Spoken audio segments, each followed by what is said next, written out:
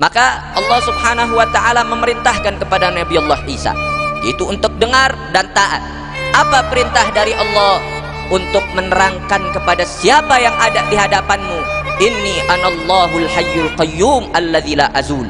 Sesungguhnya aku adalah Allah, zat yang maha hidup, al-qayyum, yang maha berdiri sendiri, tidak butuh akan makhluknya, yang maha mengatur akan segala sesuatu yang ada, alladzi la azul, yang aku tidak akan sirna.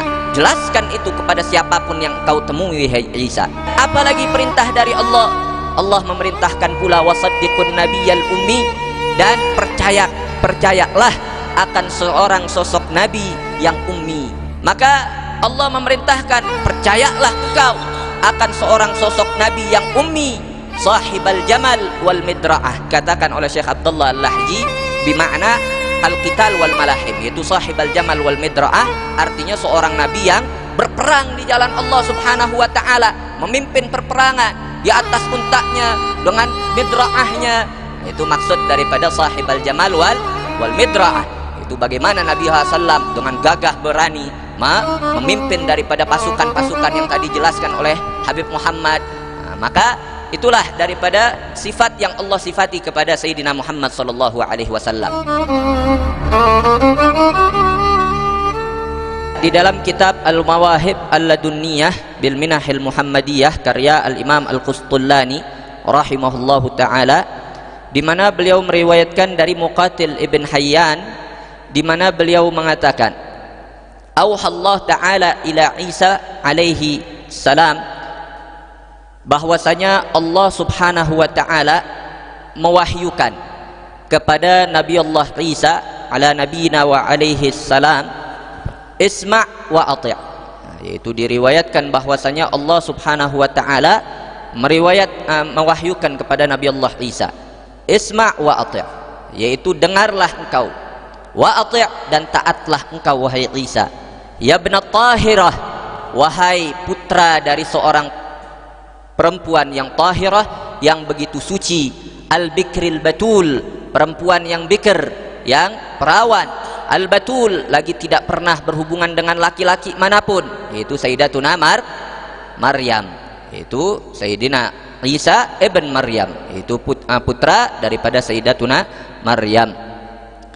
Maka Allah subhanahu wa ta'ala sebelum diutusnya Nabi SAW sudah mewahyukan kepada Nabi Allah Isa, dengar dan taatlah engkau, inni khalaqtuka min ghairi fahl, sesungguhnya aku menciptakanmu wahai Isa min ghairi fahl, yaitu tanpa adanya pejantan, tanpa adanya laki-laki, tanpa adanya bapak, min ghairi fahl, faja'altuka ayatan lil alamin, maka aku jadikan engkau ini sebagai ayah, sebagai salah satu tanda dari tanda-tanda kebesaranku, lil alamin, untuk seluruh semesta alam ini. Maka Allah subhanahu wa ta'ala mampu menciptakan Nabi Allah Isa tanpa ayah, maka Allah subhanahu wa ta'ala maha mampu akan segalanya, apalagi menghidupkan daripada makhluk yang sudah mati. Ini menjadi ayah lil alamin, menjadi tanda kebesaran Allah untuk semesta alam bagi orang yang mau berfikir. Ja'altuka ayah lil alamin fa iyaya fa'bud, maka hanya kepadakulah engkau menyembah wahai Isa, wa alayya fatawakkal, dan hendaknya hanya kepadakulah engkau bertawakal, engkau berserah diri. Fassir li ahli surat, maka kemudian terangkanlah kepada ahli surat, maksudnya man baina yadaik. Dikatakan di dalam syarah yang dimaksud dengan ahli surat yaitu man baina yadaik, yaitu bil lughah as-siryaniyah, yaitu dengan bahasa Siryaniyah. Maka Allah subhanahu wa ta'ala memerintahkan kepada Nabi Allah Isa, yaitu untuk dengar dan taat. Apa perintah dari Allah?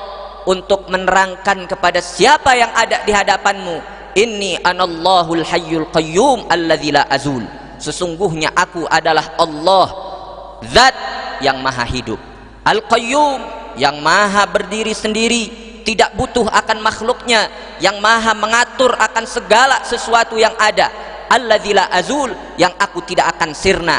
Jelaskan itu kepada siapapun yang engkau temui, wahai Isa. Kemudian apalagi perintah dari Allah? Allah memerintahkan pula wasaddiqun nabiyyal ummi, dan percayalah akan seorang sosok nabi yang ummi. Yaitu ummi artinya apa? Yang tidak bisa baca tulis. Nah, yaitu disebut dalam bahasa Arab ummi diartikan tidak bisa baca, tidak bisa tulis, dinisbahkan kepada ibu. Maksudnya apa? Karena orang yang ketika lahir dari rahim ibunya bisa baca, bisa tulis atau tidak? Nggak bisa.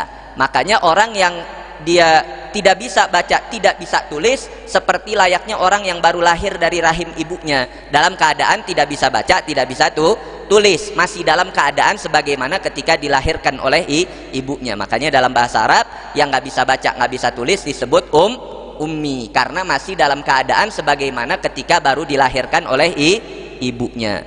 Maka Allah memerintahkan, percayalah engkau akan seorang sosok nabi yang ummi, sahibal jamal wal midra'ah, yang nabi tersebut menunggangi daripada al-jamal. Yaitu apa al-jamal? Sahibal jamal itu unta, bukan jamal. Nah, kalau sahibal jamal yaitu yang memiliki paras yang indah. Namun di sini jamal, yaitu sahibal jamal, yaitu seorang nabi yang memiliki unta, yang menunggangi unta. Wal midra'ah, dan seorang nabi yang memiliki daripada al-midra'ah. Wad dir', yaitu baju perang. Wal midra'ah yaitu alat, yaitu seperti kapal perang ataupun alat semacam untuk peperangan. Intinya al-midra'ah dikatakan oleh Syekh Abdullah Al-Lahji bimakna al-qital wal malahim, yaitu sahibal jamal wal midra'ah, artinya seorang nabi yang berperang di jalan Allah Subhanahu wa taala, memimpin perperangan di atas untanya dengan midra'ahnya. Nah, itu maksud daripada sahibal jamal wal midra'ah. Itu bagaimana Nabi SAW dengan gagah berani memimpin daripada pasukan-pasukan yang tadi dijelaskan oleh Habib Muhammad. Nah, maka itulah daripada sifat yang Allah sifati kepada Sayyidina Muhammad SAW.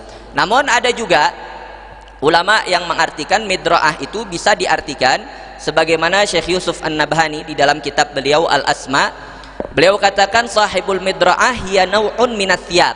Al-midra'ah itu adalah salah satu macam daripada jenis pakaian, yang mana wala takun illa min suf, yang mana pakaian kalau disebut midra'ah itu pasti terbuat dari bahan wol.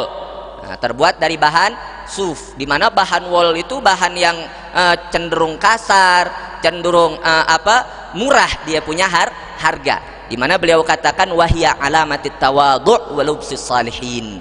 Di mana sahibul midra'ah di sini dalam artian yang kedua, kalau dalam artian yang pertama yaitu yang berperang di jalan Allah Subhanahu wa taala. Adapun kalau dengan artian yang kedua, midra'ah itu adalah jenis pakaian yang terbuat dari apa? Suf, yaitu terbuat dari bahan wol. Di mana wol itu harganya murah, dia punya tekstur cenderung kasar. Nah, maka ini menunjukkan alamatit tawadhu', menunjukkan ketawaduan dari nabi yang akan diutus oleh Allah ini. Walubsis salihin, dan menandakan itu adalah pakaiannya orang-orang saleh. Nah, ini menurut pendapat yang kedua. Kemudian wal imamah, yaitu dan nabi yang seorang sosok nabi yang menggunakan imamah. Wan na'lain, dan juga mengenakan daripada dua sandal. Wal hirawah, dan juga menggunakan hirawah. Wal hirawah, Syekh Abdullah Al-Lahji mengatakan hiyal asa mutlaqan, yaitu tungkat secara mutlak, mau besar mau kecil disebut hirawah. Au ad-dakhmah, atau ada juga yang mengatakan yaitu khusus hirawah itu untuk tungkat yang cenderung ukurannya agak besar. Nah, itu menurut pendapat yang kedua. Ala kulli hal, yaitu hirawah artinya tungkat. Jadi Allah sifati nabi ini sifatnya seperti apa sih? Oh, nunggangin unta, mimpin peperangan, atau pakaiannya itu lebih banyak menggunakan pakaian yang terbuat dari bahan wol, memakai imamah ini nabi, kemudian juga memakai sendal, kemudian juga memakai tongkat ini nabi. Disifati dengan luar biasa oleh Allah Subhanahu wa taala, diwahyukan kepada nabinya dan diperintahkan untuk agar Nabi Isa menyebarluaskan itu semua kepada umat yang ditemui. Kemudian Allah juga mensifati al-ja'dar ra's, yang mana nabi tersebut yang ja'dar ra's. Al-ja'd yaitu yang keriting daripada rambutnya. Namun sebagaimana yang sudah kita sering jelaskan, keriting di sini al-ja'd min ghairi qatat, yaitu keritingnya nabi bukan keriting yang terlalu berlebihan. Nah, namun keriting dalam artian yaitu yang mustarsil, yaitu yang agak bergelombang daripada rambutnya Nabi Muhammad sallallahu wa alaihi wasallam. Jadi bukan ja'dal qatat sebagaimana ditegaskan di dalam riwayat lainnya. Bukan yang ja'dal qatat. Al ja'dal qatat itu yang terlalu berlebihan, yang sampai alus-alus keritingnya. Nah, bukan yang seperti itu. Namun ja'ad di sini maksudnya agak bergelombang, bukan yang betul-betul lurus rambutnya Nabi sallallahu alaihi wasallam. As-saltal jabin. Lagi Nabi ini adalah seorang sosok yang saltal jabin. Dikatakan oleh Syekh Yusuf, qauluhu saltal jabin ay wadihuh, yaitu yang jelas daripada dahinya, nampak. Ada orang yang dahinya kecil, tipis, dia punya dahi, lebih banyakkan rambutnya. Namun Nabi SAW wadih, itu jelas, nampak, terlihat daripada dahinya Nabi besar Muhammad sallallahu alaihi wasallam. Kemudian al-makrun al-hajibin, lagi seorang sosok Nabi yang makrun al-hajibin. Yang mana al-hajib itu apa artinya? Al-hajib itu alis. Al-makrun, apa makna al-makrun? Yang bersambung daripada alisnya. Dan ini pula sudah kita jelaskan sebelumnya, disebut al-makrun al-hajibin, yaitu bagi orang yang melihat dari jauh. Kalau orang yang melihat dari jauh, seakan-akan Nabi SAW itu nyambung alisnya. Namun bagi man ta'ammal, orang yang mau memperhatikan dengan teliti, dengan jeli, maka di situ Nabi SAW ghair muqarran, bukan sosok orang yang nyambung alisnya. Namun Nabi SAW yaitu terdapat terdapat pemisah, yaitu tidak bersambung. Namun bainahuma nur, namun di antara kedua alisnya Nabi SAW terdapat cahaya, sebagaimana di riwayat yang sebelumnya, sehingga orang yang ngelihat dari kejauhan ngira itu cahaya adalah alisnya Nabi Shallallahu Alaihi Wasallam. Maka itu tadi ada riwayat yang mengatakan Nabi SAW akran, ada juga yang mengatakan ad'aj, yaitu yang yaitu ablaj. Maka berkenaan tentang hal tersebut itu sudah kita jelaskan. Jadi maksud makrun al-hajibin seperti tadi. Al-ahdab al-ashfar, lagi Nabi ini adalah seorang sosok yang ahdab al-ashfar, yang lentik panjang daripada alisnya. Al-ashfar yaitu rambut yang tumbuh di bagian kelopak mata. Itu makna al-ashfar. Al-ad'aj al-ainain, lagi ad'aj. Al-ad'aj al-ainain, ad'aj yaitu yang begitu hitam bagian pupil matanya. Pupil mata bagian hitam daripada mata itu berwarna hitam pekat. Jadi bukan yang agak abu-abu, bukan yang kebiru-biruan, la ad'ajal ainain, yaitu pupil mata Nabi SAW betul-betul hitam. Al-aqnal anf, lagi yang mancung daripada hidungnya. Ay tawiluhu ma'adiqqati arnabatih, yang panjang lagi diqqah, yaitu agak kecil bagian arnabah. Arnabah itu bagian pinggir daripada hidung yang agak menonjol. Ini yang disebut arnabatil anf. Itu apa dalam bahasa Indonesianya? Al-kulihal bagian pinggir sini yang agak nonjol, ini yang disebut arnabah. Kan ada orang yang agak lebar arnabahnya, agak lebar. Namun Nabi SAW panjang lagi diqqah arnabatih, yaitu agak kecil daripada bagian arnabahnya. Fi wasatihi ba'dur tifa', di mana di bagian tengah daripada hidung Nabi SAW ada sedikit naik. Walaupun dikatakan di riwayat yang sudah kita jelaskan, yang dimaksud daripada naik di sini padahal itu adalah nur yang ada di antara hidungnya Nabi Shallallahu Alaihi Wasallam. Man ta'ammal, mengetahui akan hal tersebut. Al-wadih al-khaddain, lagi Nabi ini adalah seorang sosok yang wadih al-khaddain, atau di riwayat lain sahlal khaddain, yaitu yang rata daripada pipinya, tidak ada bagian pipinya yang lebih menonjol daripada yang lain, tidak atasnya ataupun bawahnya, yaitu yang sahlal khaddain, yaitu yang rata daripada pipinya Nabi Muhammad sallallahu alaihi wasallam. Al-kathal lihyah, lagi seorang sosok Nabi yang kathal lihyah, yang lebat daripada janggutnya. Araquhu fi wajhihi kallu'lu', dan juga disifati seorang sosok Nabi yang araquhu fi wajhihi, yaitu keringat beliau yang ada di wajahnya kallu'lu', seperti layaknya mutiara yang bertebaran di wajahnya. Warihul misik yanfuhu minhu, dan wangi semerbak harum misik, yaitu wanginya semerbak, yaitu keluar daripada harakin Nabi SAW, daripada keringatnya Nabi Muhammad sallallahu alaihi wasallam. Bahkan sebagaimana diriwayatkan beberapa sahabiyah ngambil daripada keringatnya Nabi SAW dimasukkan ke dalam botol untuk jadi minyak wanginya para sahabiyah tersebut. Nah, ini saking harumnya daripada arakun Nabi SAW. Harum luar biasa Sayyidina Muhammad SAW. Bahkan saking harumnya, idza marra fit tariq urifa annahu qad marra fi. Kalau Nabi SAW ngelewatin satu jalan, maka ketahuan, oh Nabi habis lewat nih jalan. Saking bau harumnya itu tetap ada di jalan tersebut, nempel di jalan tadi. Saking harumnya Nabi Muhammad sallallahu alaihi wasallam. Ka'anna unuqahu ibriqu fiddah, seakan-akan lehernya Nabi tersebut seperti layaknya ibriqu fiddah, seperti layaknya ceret yang terbuat dari perak, yaitu panjangnya yang begitu indah, kemudian mengkilapnya, putihnya, bersinarnya, itu semua seperti layaknya ibriqu fiddah sallallahu alaihi wasallam.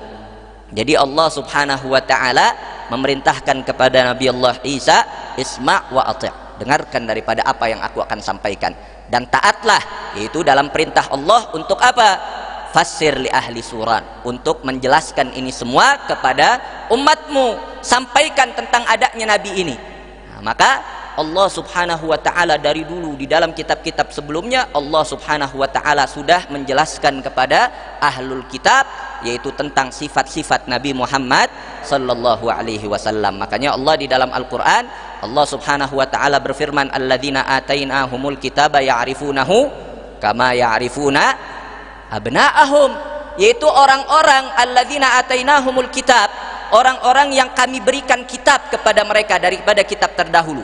Allah turunkan kitab Injil, orang-orang yang menerima kitab Taurat dari kaumnya Nabi Allah Musa, alladzina atainahumul kitaba ya'rifunahu, mereka itu mengetahuinya, mengetahui Nabi Muhammad sallallahu alaihi wasallam kama ya'rifuna abna'ahum, sebagaimana mereka itu mengenal anak-anak mereka sendiri, bahkan bal asyad, bahkan lebih mengenal Nabi bahkan dari anaknya sendiri. Saking detailnya sifat-sifat Nabi Muhammad sallallahu alaihi wasallam yang Allah sifati di dalam kitab-kitab mereka, di dalam Injil, di dalam Taurat, Allah udah sifati luar biasa detailnya, sampai Allah katakan mereka ini kenal Nabi Muhammad sallallahu alaihi wasallam sebagaimana mereka mengenal anak-anak mereka sendiri. Bahkan seorang dari sahabat yang dulunya seorang Yahudi dari kalangan Bani Qainuqa, ketika hijrahnya Nabi SAW dari Makkah ke Madinah, penasaran ini seorang Yahudi, dia tahu sifat-sifat sosok Nabi yang Allah jelaskan di dalam Taurat. Yaitu seorang sahabat yang bernama Abdullah ibn Salam, yang mana namanya sebelum masuk Islam bernama Al-Husain ibn Salam. Ini seorang sosok Yahudi. Maka ketika datang Nabi SAW, langsung dia tahu, oh ini adalah sosok yang Allah kabarkan di dalam kitab Taurat. Bahkan dia mengatakan, justru aku lebih kenal sosok Muhammad ini daripada anakku sendiri. Itu saking jelas dan detailnya Allah Subhanahu wa taala menjelaskan tentang fisik Nabi, sampai cara berpakaian Nabi sallallahu alaihi wasallam, sampai tunggangan Nabi sallallahu alaihi wasallam. Luar biasa detail Allah jelaskan. Kama ya'rifuna abna'ahum, sebagaimana mereka kenal anak-anak mereka sendiri. Saking detailnya sifat yang Allah berikan tentang Nabi SAW di dalam kitab-kitab terdahulu. Namun Allah nyatakan di dalam Al-Quran, falamma arafu ma falamma ja'ahum ma arafu kafaru bih. Namun falamma ja'ahum, namun Allah katakan, namun ketika datang kepada mereka ma'arafu, apa-apa yang sudah mereka ketahui daripada sifat Nabi sallallahu alaihi wasallam yang Allah sifati, Nabi sosoknya begini, dia punya paras begini, pakaiannya seperti ini. Ketika datang itu semua sosok Nabi sallallahu alaihi wasallam yang ternyata juga mereka tahu ternyata Nabi tersebut dari kalangan Arab, bukan dari kalangan Yahudi, bukan dari kalangan Bani Israel, bukan dari kelompok mereka, kafarubih, justru mereka kufur kepada Nabi Muhammad sallallahu alaihi wasallam. Ketika udah datang itu sifat-sifat yang mereka udah kenal, mereka sama sekali nggak mengingkari bahwasanya Sayyidina Muhammad itu adalah Nabi utusan Allah yang ada Allah sifatkan di dalam Taurat. Mereka nggak mengingkari, arafu bih, mereka tahu, cuman kufur. Karena apa? Karena hasad, karena juga mereka baru tahu bahwasanya nabi tersebut dari kalangan Arab, bukan dari kalangan Bani Israel. Maka karena fanatik tersebut, karena hasad tersebut, akhirnya mencegah mereka, padahal udah tahu, yakin ini adalah nabi yang diutus oleh Allah. Namun karena hasad akhirnya tertutupi, nggak mau beriman kepada Nabi Muhammad sallallahu alaihi wasallam. Maka sifat hasad seperti ini, ngerasa golongannya itu lebih mulia dari yang lain, ngerasa dirinya itu lebih pantas untuk mendapatkan nubuah dari orang lain, ini sifatnya orang Yahudi. Maka berbahaya sifat-sifat seperti ini, ngerasa dirinya lebih dari yang lain, ngerasa seharusnya dia yang dapat daripada nasab tersebut, dapat daripada nubuah tersebut, sebagaimana yang ramai sekarang terjadi, yaitu membangga-banggakan nasab, menjatuhkan nasab orang, hasadan, karena dari segi hasadnya mereka. Ini yang seperti ini berbahaya. Jangan-jangan nih orang-orang yang seperti ini ngerasa mereka ini lebih mulia dari yang lain. Jangan-jangan kalau hidup di zaman Nabi sama kayak orang-orang Yahudi, tahu sosok Nabi namun nggak mau beriman karena hasud, karena bukan dari kelompok mereka. Nah ini berbahaya. Maka sangat bahaya yang namanya sifat hasad. Padahal udah tahu sosok Nabi, kebenaran daripada apa yang dibawa oleh Nabi, namun nggak mau beriman karena hasud. Makanya berbahaya sekali daripada sifat hasad ini, agar semoga Allah subhanahu wa ta'ala jauhkan kita dari sifat hasad. Allah jauhkan kita juga dari orang-orang hasud. Amin ya rabbal alamin. Fanaktafi bihadzal qadar wa sallallahu ala sayyidina Muhammadin wa ala alihi wa sahbihi wa sallam.